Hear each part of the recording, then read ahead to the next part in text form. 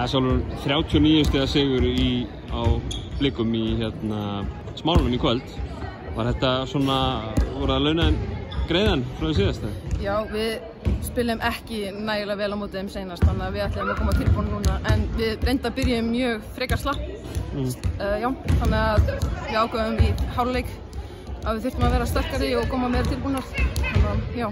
En þið byrjið leikið samt svona frekar sterkir, en það eru konur einhverjum 7-8 stigum yfir þetta fyrsta leikluta og haldur þessu bara áfram eiginlega að byggja ofan á þetta út leikið. Lítur að vera sátt með bara svona heildarframmistöðuna.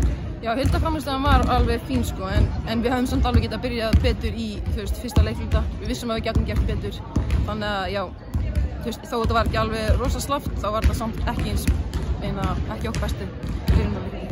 Eitthvað til að laga þarna sem að alveg bókað? Já. Hvernig finnst þér gengið hafi verið svona, Haukaliðið náttúrulega verið svona upp og niður svolítið síðustu vikur og mánuði eða út í það farið. Hvernig finnst þér þetta að vera að koma saman núna?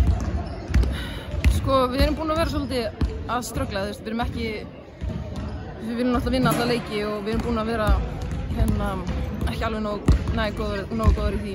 En við erum að koma núna sterkar inn og erum bara að vinna í því hlutum sem við þurfum að vinna í og já, ætlum bara að vinna restina af leikina.